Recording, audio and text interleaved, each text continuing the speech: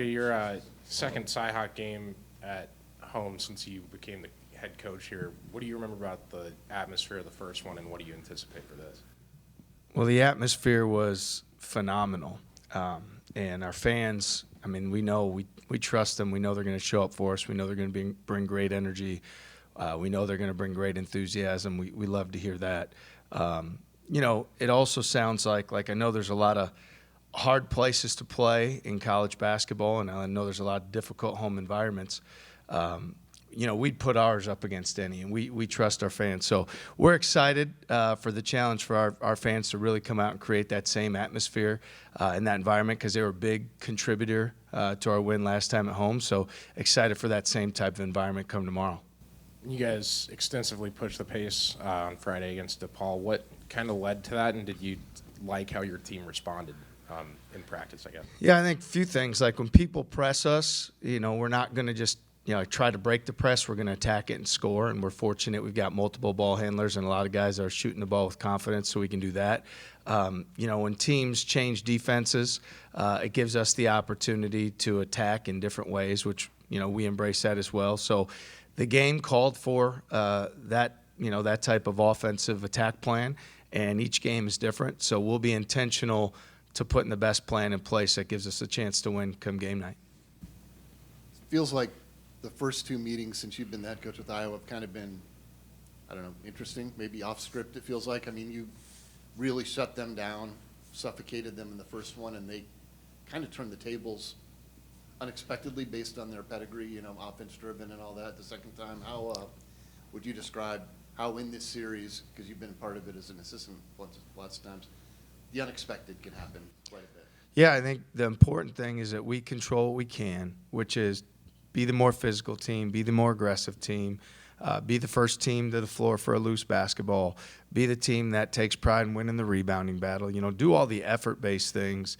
Those are controllables. As you mentioned, neither of the games, came down to the final few minutes to determine the winner. And for us to be in the position we want to be in, we've got to control what we can, which is all those effort-based, controllable things that we focus on and we practice every single day to carry over to game night. Coach, for someone who hasn't maybe experienced this rivalry game up close, what is your biggest advice to freshmen or new players on the roster on how to handle the environment, the emotions, the rivalry, all of those different things? Well, we're fortunate to be at home, to have the best fan base and a rowdy fan base, and one that'll be highly engaged in this game. So the great part is if you're new to it, whether you're a transfer or whether you're a freshman, you've got 14,500 people that are behind you every play, which is a great, thing to have. So in any rivalry game or any game of magnitude, you've got to expect that it's going to be competitive. You got to expect that there's going to be a fight, and we practice every day in such a manner to prepare ourselves for all those opportunities.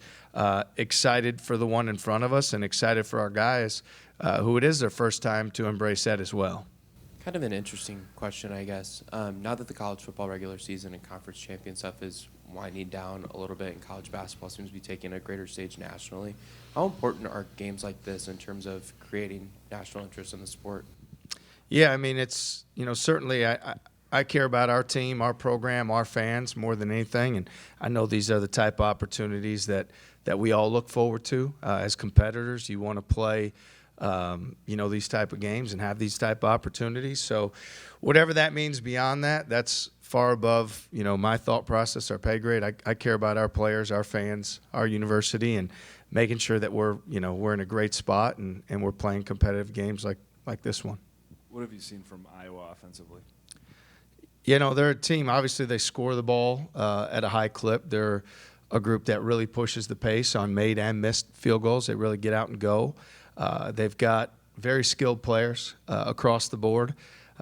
Cricky has given them a unique dynamic as a five-man who can be a playmaker and take you off the dribble. And the fact that he's left-handed and wants to get that left hand is a unique dynamic. They're a team that also goes to the offensive boards really hard, and they've got great size and length out there. So it makes sense. They don't turn the basketball over at a very high clip.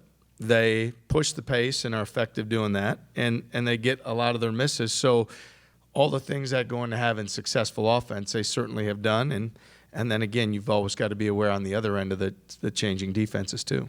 For Taman, obviously the triple-double Friday was big, but what have you seen from him with his usage rate shooting up and basically everything going up in tandem with it, where there hasn't been a drawback for him being more involved? I think what you're seeing from is his confidence is really high. He knows our team believes in him, and we're counting on him. And he's the ultimate competitor, so he loves those challenges. So I think your usage rate goes up. I mean, he has more opportunities. He's proving in those opportunities that he can either initiate offense, create an advantage, knock down a mid-range or get to the rim, or hit the three-point shot. So there's so many things he's doing well, which elevates his usage rate. So, I mean, it speaks volumes to just who he is and how hard he works every single day, because we've seen it, like I think, you see every single game for those of us who are living it with him, and you kind of expect his greatness, it really is not even fair to him because of the progress he keeps making is phenomenal. And so we're fortunate to have him as our leader. TJ, you've been a master at the reboot. What are some of the key elements that has allowed your roster to successfully turn over? And I underline the word successfully. More than anything, I think it's as a coach, you bring in guys that, they care about Iowa State basketball. They have character.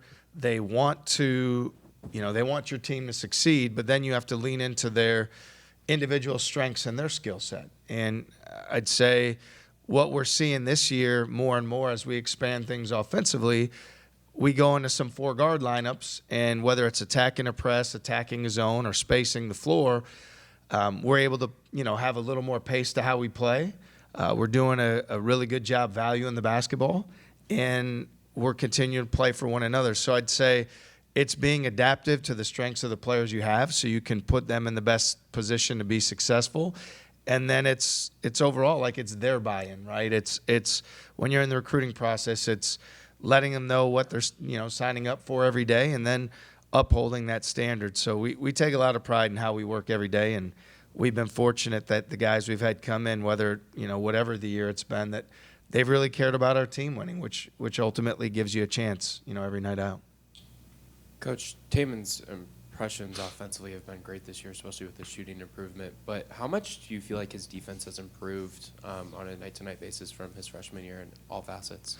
Well, he's as good of an on-ball defender as there is anywhere. And as much as his physical skills are a part of that, his mental skills, his toughness, he doesn't make mental errors very often. He competes. There's such a thing as you can feel the fight on the basketball when he's guarding, and that there's just a mindset of like you're not going to get where you want to go, or you're not going to get the shot you want. Then certainly rebounding is a big part of defense and having a successful defense, and he's done that at an elite rate.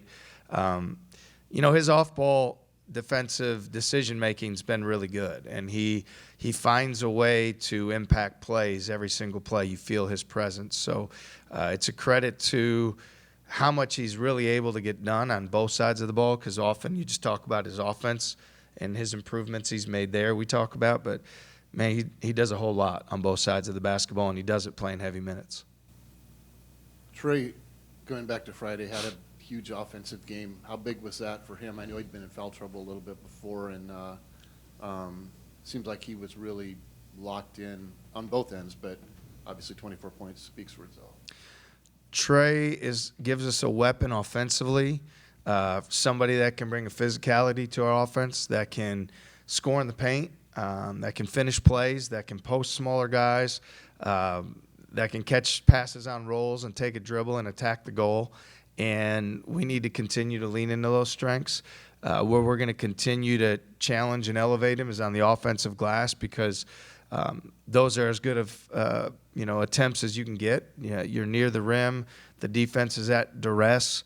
So something that we talked about at the beginning of the year is the challenge of him setting out to lead the league in rebounding. I think this opportunity in front of him and how he impacts it on the glass is going to be, really important to the success that we have. So it's great to see it from Trey. His confidence is growing, and we need him to continue to step up.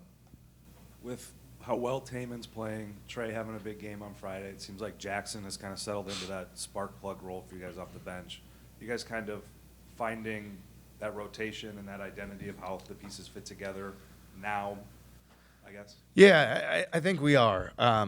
Certainly you plan things in the offseason, and I was, as excited about Hassan and the developments and changes he had made coming into the year. So you build your team in the summer, into the fall, into the season, saying, hey, this is a weapon, how we're going to utilize it. Now, when he goes out of the lineup, it's easy to say, like, hey, everybody step up or next man up, but you have to, regroup a little bit as a team and figure out what your greater strengths are, what combinations work, because, when you're planning on him at 20 to 25 minutes a game, you don't just put somebody else in those minutes. So I do think we're looking at four guards more. You're seeing us play four guards more, and it's been effective for us.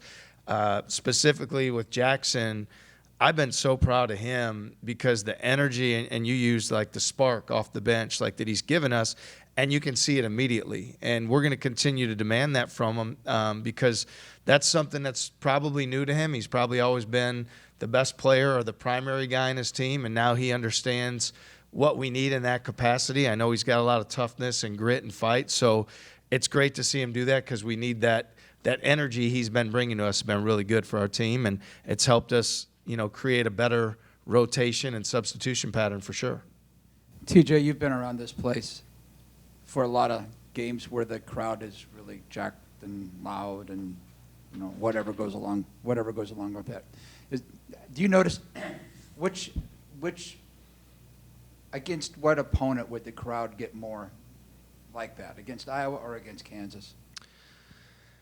Yeah, I know in both games, and our fans are really awesome and really bring it. And I can't, speak to exactly, if I could tell you during the game which one is louder or more intense or that sort of thing. I can say that our fans have a lot of pride. Our fans have a lot of passion. Our fans, it really matters to them that our team does well, and that energy shows up for us on game night. So let's just look at our opportunity tomorrow to be the loudest one we've ever had and focus on that one. And that's the job in front of us for our players. Play the best they can to get a win. Let's challenge our fans to have it be their best one as well, and then we'll worry about the others after that.